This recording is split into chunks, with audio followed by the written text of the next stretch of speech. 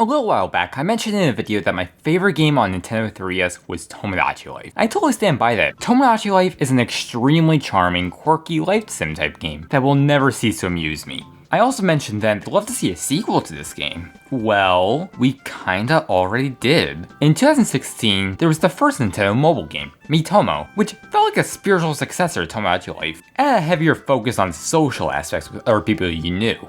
It didn't do very well and got shut down soon after launch. But there was also another Tomodachi Life sequel we got. In 2017 came the release of a new game for 3DS, Miitopia, taking the basic ideas of Tomodachi Life, being a game where you make Miis of yourself and your friends and shove them on an island together, but implementing them into a fantasy RPG. This game would be about taking Miis of you and your friends and shoving them into a fantasy RPG setting. Technically, this was also expanding upon a cute minigame from the original Tomodachi Life on 3DS, Tomodachi Quest. Albeit this minigame became kind of infamous for being not good, honestly. But hey, they decided to expand this game into a full-out game release, which seemed kind of rad on the surface. There was a slight issue. This game was releasing on the 3DS in mid-2017. For reference, the Nintendo Switch released in March 2017. Ouch. This game was actually a launch title for the newly announced new Nintendo 2DS XL, alongside the ever-infamous Hey Pikmin game. Christ. Well, this game absolutely piqued my interest in 2017. I remember specifically not picking up the game in 2017. I remember I was at GameStop the exact day of launch to pick out a new game. I went out of my way to not pick Miitopia. I don't know. While Tomodachi Life is one of my all-time favorite games, even back then in 2017, when I didn't even own a Switch, the prospect of playing and buying 3DS games didn't really excite me, and I just kind of passed on it. Not to mention, there was certainly something about the game that felt off. So I passed on it in 2017, and I found myself picking up a copy of the game in October 2018 when I was in 8th grade. I remember playing it for a little bit, but I didn't really play the game for very long. I kind of just decided this game wasn't really for me, so I found myself putting it down. By 2018, I really would have just been rather playing Switch games. And I think looking back, I just really wasn't in the best headspace to be playing a game like that, so I put the game down and forgot about it. Fast forward to 2021, the game was getting an enhanced port to the Switch. I remember thinking this was pretty cool, but still passing up on it. At this point, I had completely written off Miitopia, and the prospect of playing it on Switch wasn't really appealing to me, even with the additions. I remember a few of my friends picked it up and having a decent time with it, albeit I don't think anyone finished it. However, I can't say I've never been curious about this game. I did play on 3DS a bit. Not a lot, really, like 5 hours or so. Recently I found a copy of it for Switch for cheap, and I figured I may as well give it another shot. Was I being unfair to this game? Should I have given it more of a chance than I got? Well, I figured let's find out. Upon first loading up the game, we were prompted to select a Mii to play as. It first prompts you to use the Switch system Mii Maker, which, while it's a little basic and simple, has added plenty of new fun additions that I wish were in the older Mii Makers on Wii or 3DS. The game then asks for your Mii personality type. This is used for small little quirks in battles, like an energetic Mii will get one more chance before death or something like that. You also get to meet the new additions to the Mii creator, makeup and wigs. I didn't really mess with much of this for most of my Miis, but the few times I did mess with it, I found that this could get really fucking deep. Finally, starting up the game, we learned the deep, emotional, heartbreaking plot worth dealing with. The Miis and inhabitants of Miitopia are enjoying themselves in their happy little utopia world when suddenly an evil force of evil and evilness, woo, comes in to steal the faces of the Miis. You can actually select which Mii you'd like to be the evil Dark Lord, so of course I went with Peter Griffin.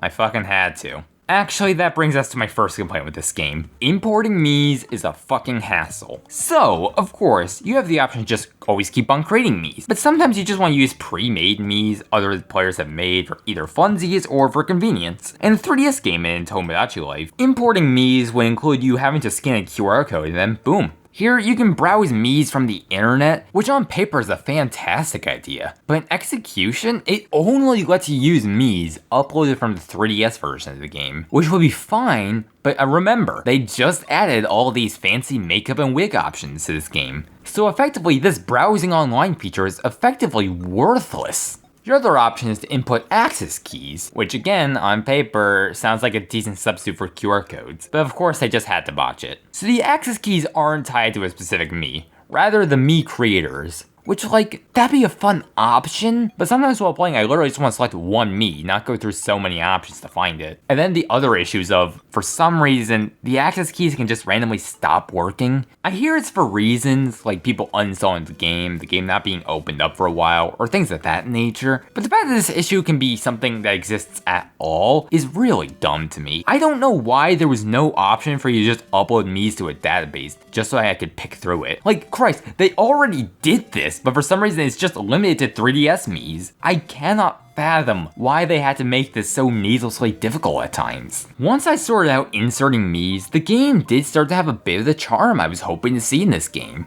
Like having Dark Lord Peter Griffin stealing the faces of characters like Robotnik, Remus, and Gumball. The game is about going through the land of Miitopia, trying to rescue as many Mii faces as possible, and make your way towards the castle of the Dark Lord. You as the player will be controlling your Miis as you progress through the world of Miitopia. Along your journey, you'll encounter enemies with pieces of Mii faces on them, which, if you think about it, almost feels like a horror concept. Like we shrug it off because it's just cartoony designs of Miis, but make these concepts work with real humans, and suddenly it's a lot more concerning. Along the way, you'll meet other Mii characters that you'll be asked to assign custom Miis to, whether that be Miis for your party or for NPCs. I made my friends members of my party throughout the game. I had a lot of fun making the NPCs just the stupidest fucking creations ever. Like, I made Shrek the photographer throughout this game, for example, or my twin brother became a genie at one point in the game. I will say, through moments like these, the game does begin to start capturing some of the magic that was within the original Tomodachi Life game that I loved so dearly. At the beginning of the game, you'll be asked to select a job,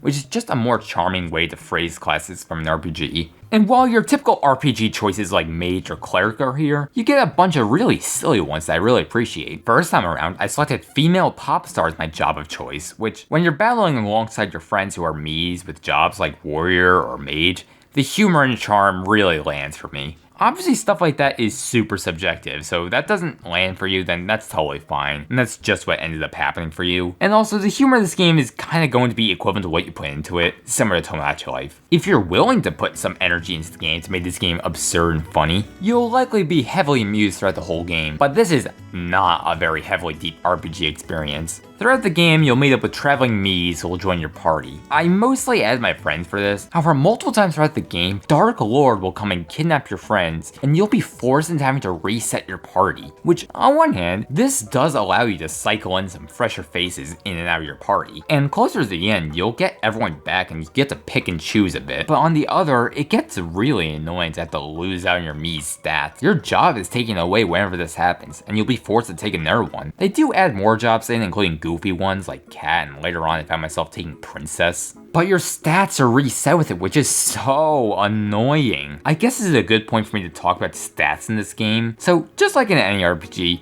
you'll get experience from battles that'll make you a better fighter and level up your stats and shit. But you also develop a friendship level between Miis. If Miis are closer in friendship with each other, they'll have perks in battle like healing each other or taking hits for another. In concept, it's a novel and kinda cute idea. In practice, it does as well, but something about it came off as kinda clunky. Friendship levels can really only go up when you have Miis bond with each other in between exploring and battles, when you get to stay in an inn. And while you do other stuff like feed your Miis and buy them stuff, you also get to have Miis form relationships with each other. This is where I start taking issue with it. When you're staying at an inn, you already have so much to take care of and do. Feed your Miis, buy equipment when they ask for it. These annoying ass arcade games. This at first didn't seem like it'd be that terrible of an addition, but at points I found myself staying at the inn upwards of 20 minutes trying to get my Miis at a decent friendship level so that they perform better in battle, which does numbers to the pacing. Speaking of pacing, I wish I could switch to being more positive, but no, this is only the start of the negatives. Out of any video game I have ever played in my life, this game is near the top of the list for worst pacing. This game is so ungodly slow. Here's what a typical in-game day of Miitopia is like. Wake up at the inn and feed your Miis to boost their stats. Then you buy your Miis equipment, not from a shop or anything, no. You can only buy them stuff when they ask for it. Like here, my friend Green wants to buy an outlandish cat suit, so I give her the money and she goes out to buy it. At first this may seem like it'd make things faster, but more so just comes off as annoying. Why can't I just pick things out for myself? When you get new clothes or weapons, you're given the option to just upgrade the stats and leave the item alone if you think the item looks ugly. And while I do appreciate the option, it really makes the game feel so much smaller. It just feels like there's way less items at your disposal to pick through, and instead of new items feeling like a cool thing to add, It just feels like a stat boost. And also, Mii's gonna decide not to spend their money on the item in question, and instead just get a healing item or food. Why? I guess this was done to help make Mii's feel more alive or real, but in reality, it's just fucking annoying to have to send your Mii to go buy something, expecting a stat boost, only for them to get a fucking candy. Then you're sent out to the world map to explore an area. I don't really love the use of a world map in this game, but it doesn't offend me or anything like that. I would have obviously preferred the option of an open world top-down map to explore, and then have surprise turn-based battles or something like that. But for what this game is, I don't actually mind. Regardless, you'll enter into a part of the world. Your party will then start to slowly explore the area you are in, with some weak banter from your Miis that stopped amusing me after 20 minutes into the game. And then you'll get hit with a surprise enemy attack, then the battles. Oh my god. Keep in mind, I'm already not a huge fan of RPGs, so maybe that's the issue for me, but holy fucking shit. 85% of these battles are slow and monotonous. You can only control your own Mii. The other Miis are controlled for you by the game. I mean, the AI does a perfectly fine job at doing that. But holy fuck, that makes the gameplay so much lamer. Because in battle, all you can do is either A, manage your own Mii, or B, manage the healing for the rest of the team. That's it. The first half of the game, I genuinely just spent most of the battles left on autoplay with the fast forward button glued down. Actually, throughout most of my time playing this game, I found myself having the fast forward button pressed down. The game overall is just slow, plain and simple. So eventually, you and your party will beat the enemy. You'll exit the battle, go off to explore the world some more, maybe you can get into another battle or open a chest. Then you'll reach an inn. You sleep, and then the cycle repeats. This game is so painfully repetitive. Very often I feel like I'm just on autopilot playing the game. I completely understand that this game is indeed a game mainly targeted towards kids, and it is meant to be played over a span of time. I understand. Tomodachi Life was both of those things too, but even for a child, I can imagine the player just getting bored at some point in the game and putting it down. And being played over a long span of time, well, that only makes the problem worse. You'll put time into this game over the span of a few months, each time picking up thinking, hey, maybe this time it'll actually be interesting and it'll be less repetitive and tedious. But then be disappointed with the game when it turns out to be almost the same all the way through. The difficulty does spike a little while playing, but nothing unmanageable or, God forbid, interesting. Also, the pacing is so tedious. Very often you'll find yourself annoyingly backtracking to pick up the Mii faces you missed, which isn't exactly fun to do constantly. Also, my total playtime for this game was over 20 hours long. This game did not need to be 20 hours long. I think around 8 hours would have been more than enough time for this game to be played and enjoyed if the devs have just trimmed the fat a little more. It could have been a solid little distraction and a fun successor to Tomodachi Life. It's frustrating because parts of this game are what I expect and love from a Tomodachi Life style Mii game, but other parts of this game exhibit some of the slowest game design I've ever played. It's a special type of not good, where the game functions fine, is built well, and works as it should, but the game design is just so poorly executed. And worse yet, I feel like I'm actively being teased into finishing the game by little bits and pieces of a game that would actually be a fun time. Yeah, I had a decent amount of fun and enjoyment playing this game.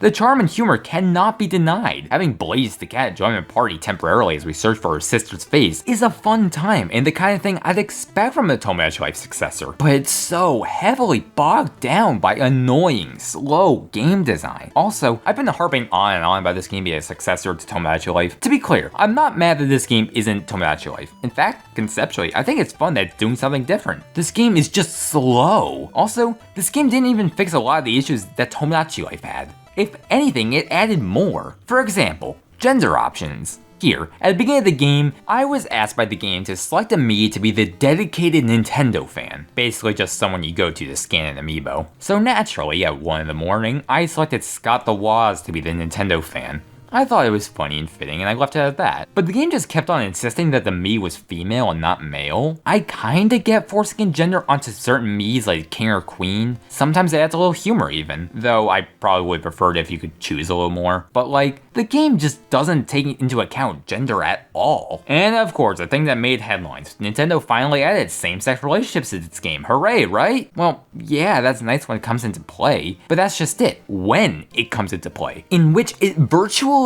never does. Like, okay, In the relationship meter, you can get your meets into relationships to meet soulmate status, but it means very, very little. Not to mention this can occur to literally all genders too. Not to mention, no matter what type of relationship it is, gay or otherwise, the game will insist that the two are friends, always. Playing this game kind of solidifies in my mind that we'll never get a Tomodachi Life sequel, because Nintendo had promised they'd include same-sex relationships if they ever made a sequel. And while they were able to sort of make that promise a reality here, they did it in a way that feels like a massive cop-out.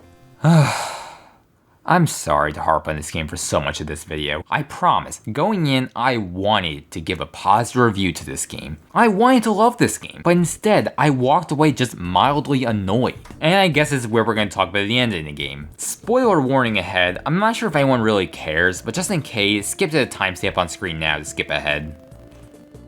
So, in the final world, you finally start to rescue kidnapped allies from earlier in the game and form a huge party. And with your new party in tow and your new job that you're finally leveled up to a decent degree in, you finally get to pick and choose your best teammates to finally go off and finish the game and battle against Dark Lord, which honestly is kind of a cute idea. I dig it. Alright, let's go fight the final boss against Dark Lord Peter Griffin.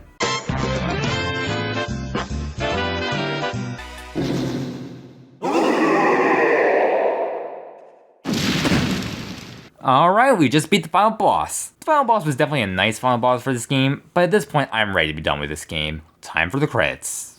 It looks like this great sage character is coming to congratulate me and... wait, what?